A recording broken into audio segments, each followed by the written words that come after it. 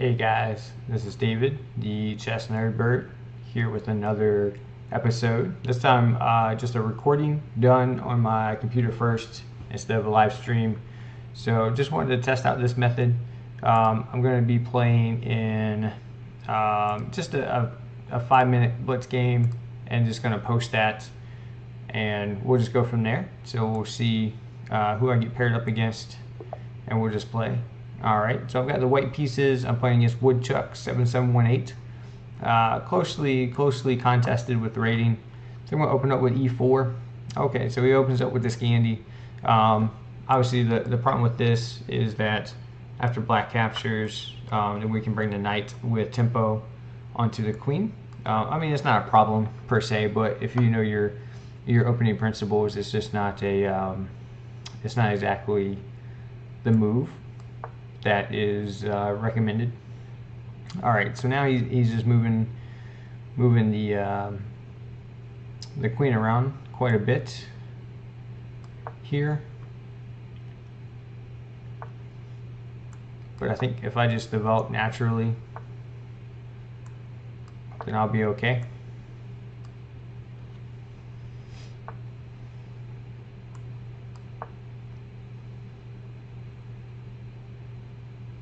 Again, he moved his queen. You know, he's not developing these pieces off his back rank. His king's still stuck in the center, and this queen is just moved. I mean, if we look over here, we got queen g6, queen f6, queen g6, queen e6, queen takes d5. So most of his moves are made with the queen, and that's typically not a good strategy for anybody to play.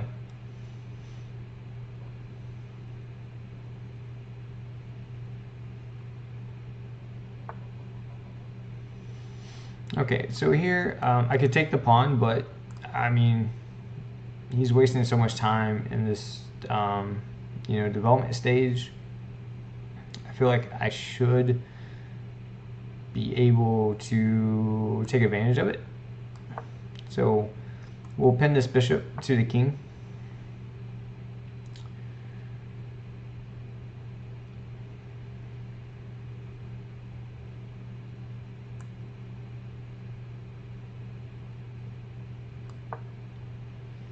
Okay, so he's threatening to capture my bishop, and I would not be able to capture back because the queen is pinning that pawn. So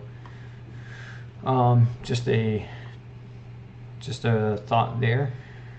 So maybe I should have took that pawn when I had a chance, because now if I take this bishop, it allows him to capture back and develop a piece at the same time. I'm not exactly sure if that's what I want to do. I feel like there should be a little more just something here.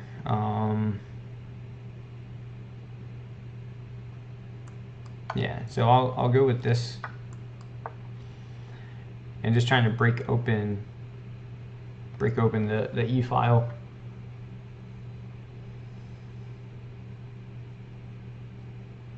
I guess he could just push past though.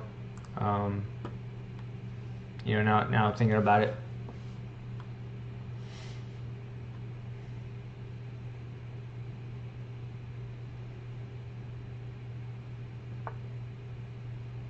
Okay, so he just moves back. So again, his king's in the center. I really just want to take advantage of that.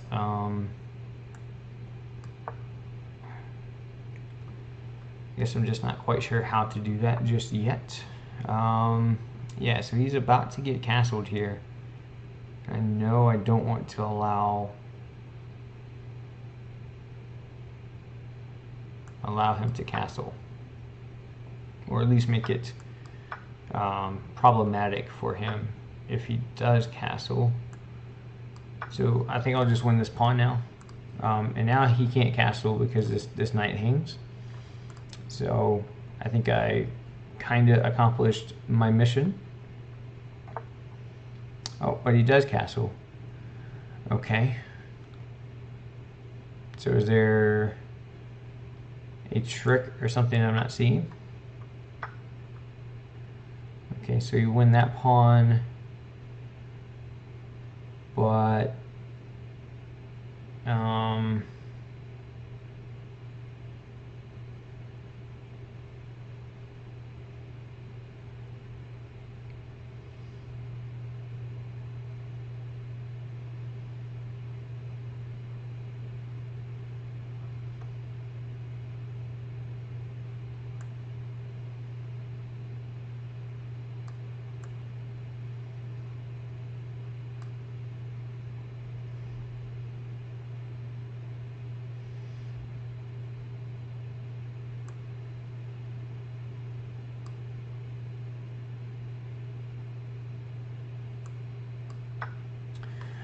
yeah, I wasn't sure there. You know, I thought about, yeah, that looks a little like it could be unpleasant, but, all right, gotta be careful here. I don't want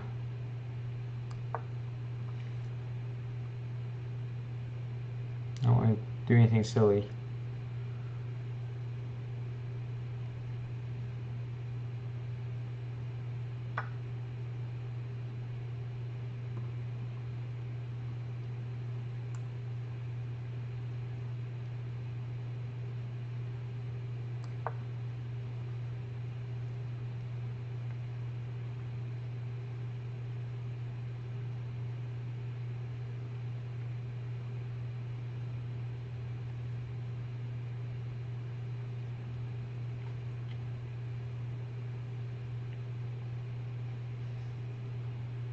Alright, so I've got less than a minute. He's got a little less than 3 minutes, and yeah, I gotta try to figure this piece out here.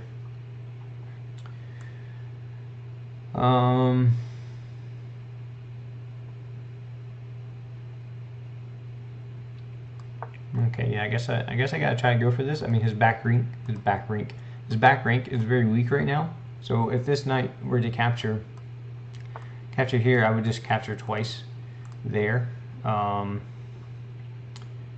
that would be fine for me. I think he's just getting checkmated here. So after queen here, he's forced here, and then the queen can just drop down, and he's not gonna be able to get out because this knight guards that back rank. So, all right, so good game, Woodchuck7718. Tough fight, but yeah. So let's see here. So e4, d5. So all this was fine. Queen e6 check. You know, the natural move. The natural move after this is the play back here. Some people will go all the way back, or I think queen d6 is also viable. So queen e6, I'm not quite sure. Maybe I'm supposed to play the knight here, because otherwise, you know, I do weaken this pawn here. And of course, then I weaken this whole diagonal by playing g3. But otherwise, yeah, I'm just not quite sure what I'm doing if I don't play g3. So yeah, bishop d7, knight f3. See, he's playing his queen and his bishop like multiple times. But then after castling is right, I get the knight away from that pin. And my knight's guarded 2 times. So I've got two defenders on it. So like this move, like queen f6, like you're saying it, you're attacking it twice, but I'm defending it twice. So I'm not worried about that. So again, I just play towards the center, and then he moves the queen again. So again, if you're trying to get better at chess, making the same move or moving the same piece over and over and over and over again in the opening just doesn't make sense. I mean, you see these pieces, and I called this out in the game, you know, or just saying it was back rank. You know, these pawns aren't doing anything to guard, to, you know, play in the center of the board. And eventually it kind of led to his demise because he just couldn't get his pieces together fast enough, you know, to get out of it. So bishop here, just with a viable threat. You know, maybe I should have just taken afterwards. But I was trying to play with this whole, yeah, that bishop b5. I don't like that move. You know, now that I'm playing it again, because if he does trade it off,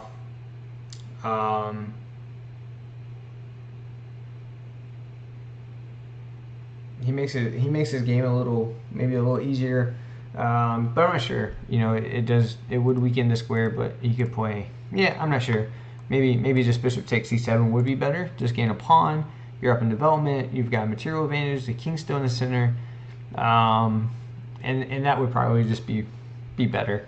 So just take the pawn on c7, because after bishop d6, then it does kind of you know, block up the center. It does start to get his king ready to castle. So and black starts to catch up in development a little bit here.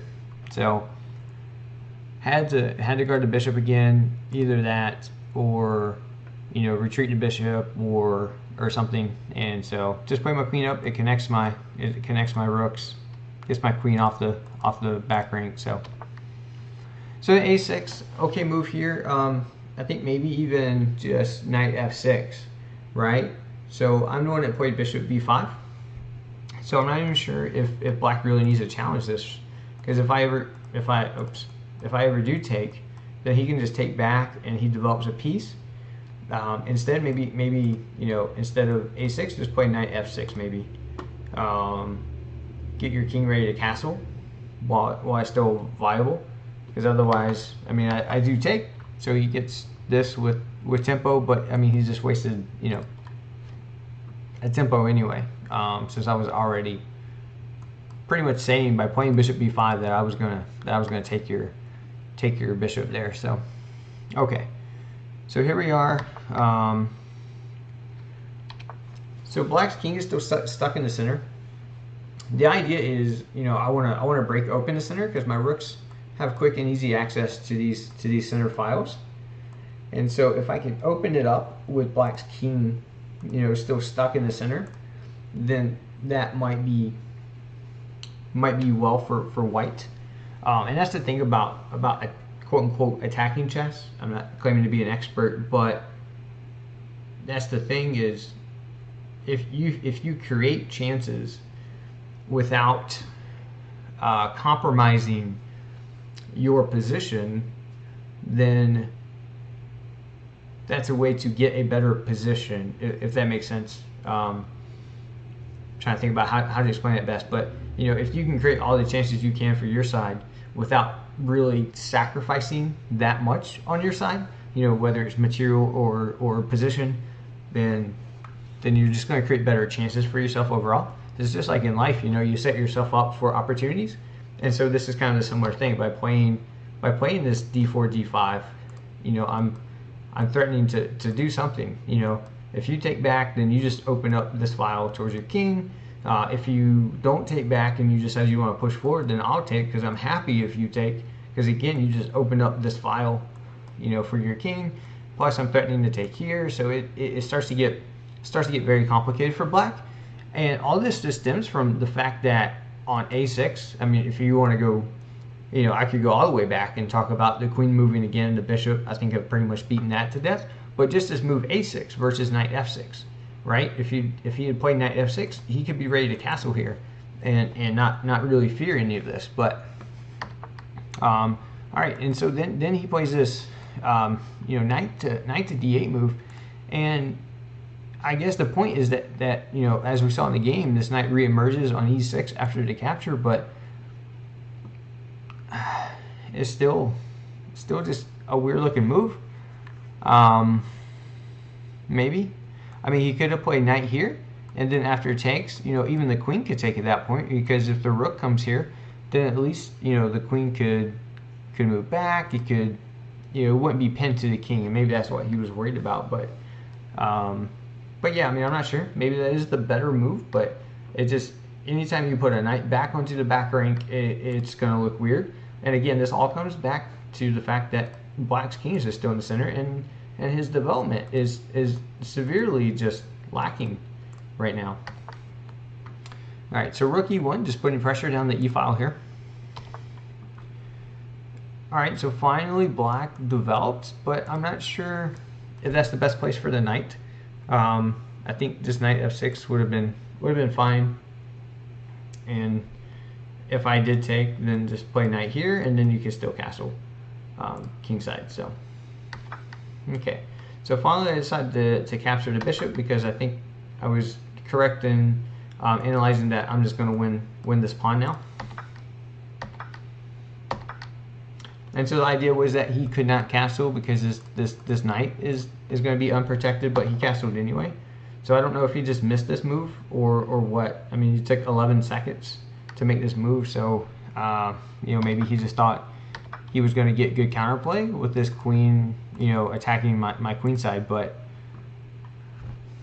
you know, my king is safe. I'm able to move up, and yeah,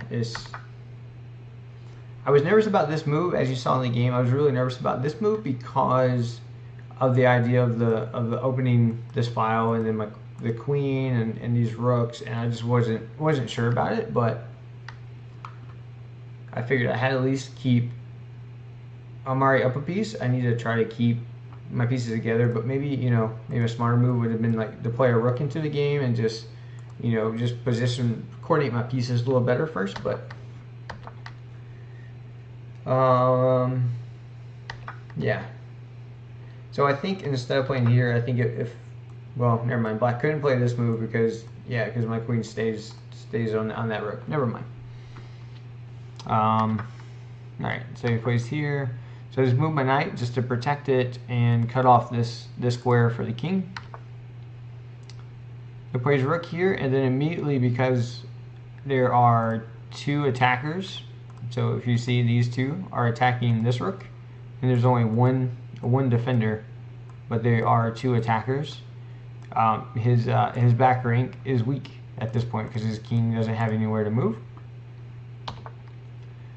And so just bringing another piece into the attack towards the king, so threatening both this and that if he takes, then I have a checkmate, a back rank checkmate. So again, he plays this move to try to, you know, force this piece away, but he still allows the checkmate. So, so yeah, just lessons of the game. Just develop your pieces. You know, in the opening, just develop, and develop towards the center. Develop with purpose, and you know, get your pieces out, and you'll win games. At my level, you know, 1400, 1500, 1200. You know, below 1,000. You know, if you just develop pieces and you make sure you don't hang pieces, then you're gonna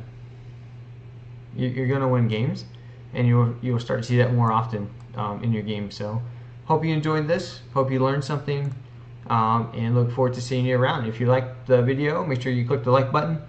If you really liked it, leave a comment. If you didn't like it, you know, let me know in the comments as well. If you want to play a game, if you want to challenge me, I'm chessnerdbird on chess.com. Definitely check me out, hit me up, and we'll get a battle going. All the top players do it, so I would like to see more of the lower level players, you know, start their own blitz battles and rivalries and things like that. So if the great Hutch ever watches this video, I'm calling you out, man. Let's play some games and play and teach the world. If anyone else sees this game, love to play you as well. So hope you have a good day. Make sure you subscribe. More videos to come.